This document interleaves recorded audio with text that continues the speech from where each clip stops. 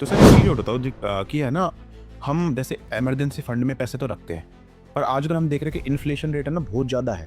देखो हम उसको कैसे बीट करेंगे सर? सर देखिए, जब भी आप एफडी या फिक्स्ड इनकम में जाओगे, हुँ। आपके लिए इन्फ्लेशन को बीट करना बहुत डिफिकल्ट है। बिल्कुल। क्योंकि अगर हम देखें तो इंडिया के अंदर इन्फ्लेशन किस स्पीड से आगे बढ़ रही है। 8%। ईयरली 6% के आसपास जो है, जो एक्चुअल रेट है इन्फ्लेशन का, 6% से इन्फ्लेशन जो है, इकोनॉमी जो है वो हर साल चलती है। इसका मतलब क्या हुआ सर, अगर इसको सिंपल भाषा में समझें, आज मेरे पास 100 रुपये थे, मैंने अपने पास रखे हुए थे, मैंने एफडी का रखी थी। अब जब नेक्स्ट ईयर में मैं आऊँगा तो मेरे 100 रुपये की वैल्यू कितनी आ गई सर? 94 रुपीज़। बिल्कुल। बैंक ने एफडी के ऊपर इंटरेस्ट कितना दिया? मैंने माना कि उसने 6% दिया।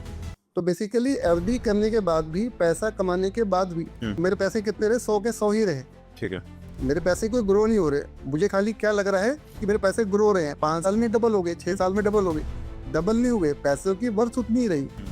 जितना आप सामान आज खरीद पाते, उतने ही पैसों में 6 साल बाद भी उतने ही सामान खरीद पाओगे।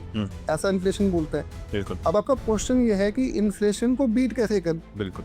तो आपको इन्वेस्टिंग का ऐसा प्रोडक्ट चाहिए जो आपको रेट ऑफ रिटर्न साल का 6 से ज़्यादा देता हो। तो इसके लिए हम अगर बहुत सिंपल एग्जांपल की बात करें, या बहुत कॉम्प्लिकेट ना करें, क्योंकि आम आदमी को सिंपल भाषा समझ में आती है, तो आपको क्या करना चाहिए? अपने इस पैसे को म्यूचुअल फंड में डालना चाहिए। ठीक है। अब म्यूचुअल फंड में हो सकता है बहुत सारे फंड हो, आप कंफ्यूज हो सकते हो कौन से म्यूचुअल फंड में पैसा डाल। There are n number of mutual fund, n number of funds. तो सबसे सिंपल जो फंड है सर, वो है इंडेक्स फंड। ठीक है। इंडेक्स फंड और नामों से जाना जाता है, सपोज निफ्टी इंडेक्स फंड, ठीक है। Nifty 50 fund, Nifty next 50 fund. जब आप बात करते हैं टॉप 50 कंपनीज की, निफ्टी 50 की, आपने क्या किया? अपना पैसा एफडी में डालने के लिए कहाँ डाल दिया? उन टॉप 50 में। इंडेक्स फंड में डाल दिया। अब जब इंडेक्स फंड में डालेंगे, इंडेक्स फंड की जब हम बात करें पिछले कई सालों की सीएजीआर, तो अप्रोक्सीमेटली है 13 से 14%। ठीक है। इन्फ्लेशन आपका कितना है? 6%। तो आप हर साल 8% से ग्रो कर रहे हो। ठीक है।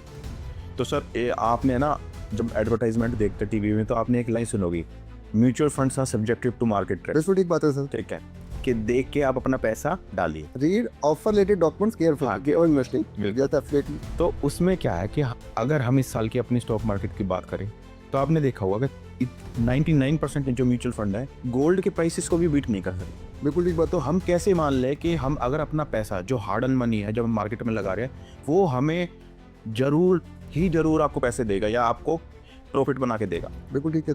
इसके पीछे कोई श्योरिटी है? मैं आपको बताता हूँ सर, इसके पीछे सर 2 लॉजिक देता हूँ हमेशा मैं। पहला लॉजिक क्या है सर, कि आज आपने जो है सभी को, हम सबको क्या मिसकंसेप्शन है कि मेरा पैसा जो है फिक्स डिपॉजिट के अंदर सेफ है। हम सब ऐसा मानते हैं सर, फिक्स डिपॉजिट में पैसा सेफ है। अगर मैं बात करूँ कि हम सब ने मिलकर बैंक के अंदर, सपोज एक्स बैंक के अंदर हमने एफडी कर दी, ठीक है। तो हमें क्या लगता है, वो पैसा बैंक क्या अपने पास ही रखता है उस पैसे को? बैंक क्या करता है उस पैसे को सर? वो भी मार्केट में लगाएगा। बैंक उस पैसे को डायरेक्टली मार्केट में नहीं लगाता है सर। बैंक उस पैसे को वो बिजनेसमैन जिनको उस पैसों की रिक्वायरमेंट है अपने बिजनेस को करने के लिए, उनको दे देता है सर। ठीक है। आपको उसने एफडी के ऊपर 6% का ब्याज दिया, बिजनेसमैन को उसने उस पैसे को 10% पे दे दिया, उसका बीच का 4% जो है वो बैंक की इनकम। अब क्वेश्चन ये आता है कि सबसे ज़्यादा बैंक के पैसे को कंज्यूम कौन करता है?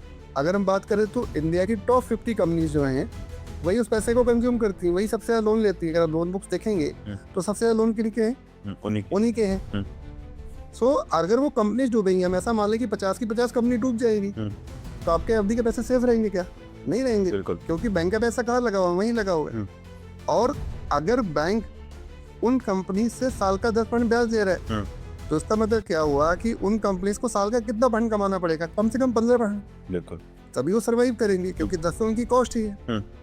सो इसका मतलब सर ये है कि वो कंपनीज जो हैं, और अगर आपको डाटा चेक करोगे तो इंडिया की टॉप 50 कंपनीज जो हैं, उनका सीएजीआर आपको 15% से ऊपर ही दिखेगा। उनका प्रॉफिट ग्रोथ जो है आपको 15% से ऊपर ही दिखेगा। ठीक है। तो इसका मतलब क्या है कि वो ग्रो करती रहेंगी, उनका पैसा सेफ है, वो बैंक को टाइम से ब्याज देंगी, बैंक सेफ है, और बैंक सेफ है तो आपकी एफडी सेफ है।